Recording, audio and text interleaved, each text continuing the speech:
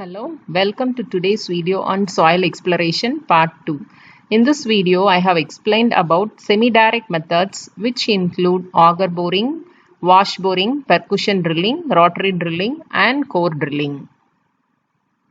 So let us begin with the definition of a boring. Making or drilling boreholes into the ground with the view to obtain soil or rock samples from specified or known depths is called as boring. And the various types of boring are auger boring, wash boring, percussion drilling, rotary drilling and core drilling. And let us begin with the first type of boring, namely the auger boring. Auger boring is the simplest method of making the borehole. The two types of hand auger or hand operated auger is a post hole auger and helical auger. Let us see the images of these two things. This is the helical auger and this is the post hole auger.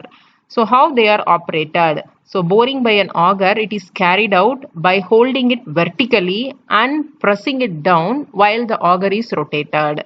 The turning action, it cuts the soil and it fills the annular space in between them. And once it is filled, this auger is withdrawn and it is cleaned. The soil sample thus obtained, it is highly disturbed and it is used only for the identification purpose. And the depth up to which this augers can make boreholes is it is about 6 meters. So the depth up to which it can stand unsupported. If there is caving in of the soil sample, then we have to use a casing pipe to prevent the sites from collapsing. Apart from this hand augers, there are other types of augers. One is the portable power driven augers, continuous flight augers. So let us see the images of them.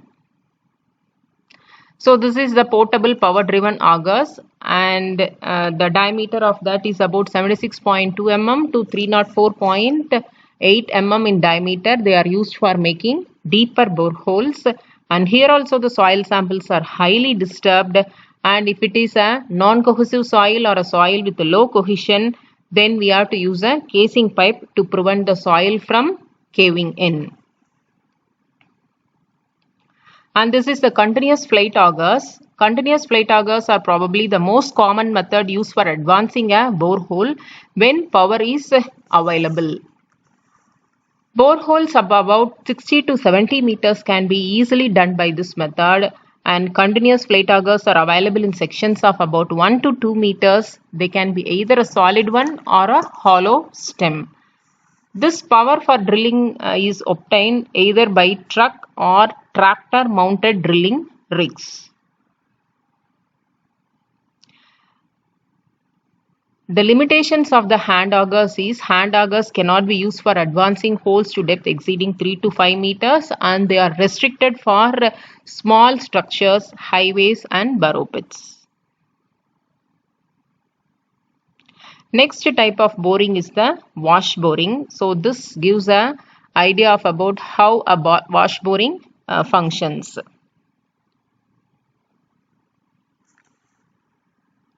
Wash boring is another method of advancing a borehole. In this method, you can see a casing pipe of about 2 to 3 meters long. It is driven into the ground, and the soil inside the casing is removed by means of a chopping bit attached to the drill rod. So this is the drill rod and chopping bit is attached at the bottom. This is the casing pipe.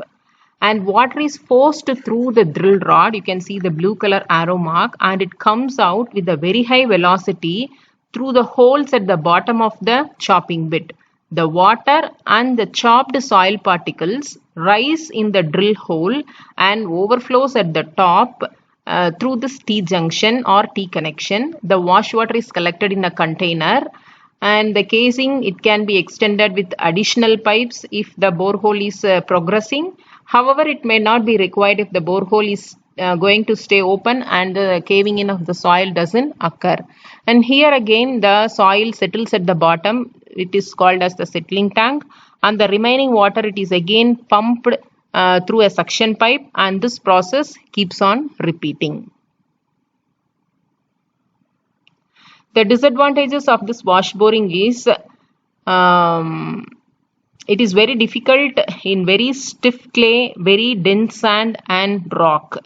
And we can note the change in soil strata obtained from rate of progress and the slurry flowing out. Whenever the samples are required, we may introduce suitable samplers by taking out the chopping bit, and this can also be used even below the water table.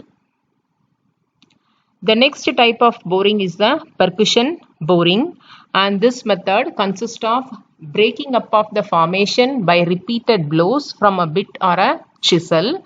And here water is added to the hole at the time of boring, and the debris is bailed out, and we can see the picture of this percussion boring.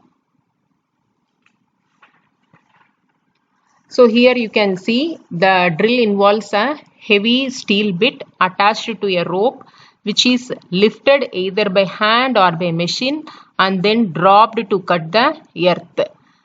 As the bit chops the earth, water is added to the well hole so that the bit makes mud out of the earth it has cut. After the hole is filled with several feet of mud, the heavy bit is withdrawn and the tool called bailer is attached to the rope and it is lowered into the hole. This bailer, it is a hollow one with a door at the bottom, and we have a valve called the flap valve. Once this bailer hits the mud, it allows the mud to enter inside and fill up the bailer, and then when it is lifted, the flip valve closes and it will not allow the mud that is held inside to come down. Then the tube is emptied at the surface and the procedure is repeated until the hole is clear. So there is I have given a link for a YouTube video that shows the functioning of this percussion drilling and how a bailer lifts the sample and it empties it outside.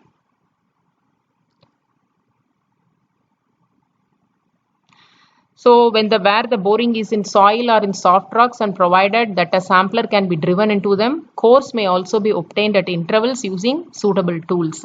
But in soils, the material tend to become disturbed by the action of this method of boring, because these are devised for rapid drilling by pulverizing the material, and they are not suitable for careful investigation. However, this is the only method suitable for drilling boreholes in boulderous and gravelly strata. Next method is the rotary drilling, and here also you can see here a drill bit. It is fixed to the lower end of this is the drill bit fixed to the lower end of the drill rod, and that is rotated by power while it is being kept in firm contact with the hole. The drilling mud or bentonite slurry is used under pressure, which brings up the cuttings to the surface. In the case of wash boring, we use water to bring the materials to the surface. Here we are using bentonite slurry or the drilling fluid to bring the materials to the surface. So this is also called as mud boring.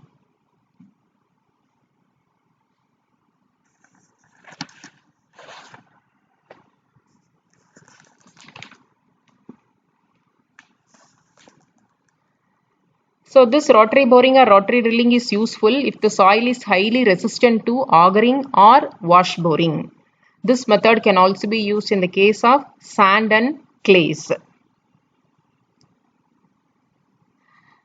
Next method is the core drilling. So core barrels with diamond bits are also used in rotary drilling and enables the simultaneous obtaining of the rock cores. So this method is known as the core drilling. So here it is important to ensure that boulders or layers of cemented soils are not mistaken for the bedrock, and also it necessitates core drilling to a depth of at least 3 meters in bedrock in areas where boulders are known to occur. For shear strength determination, a core with diameter to height ratio of 1:1 is required.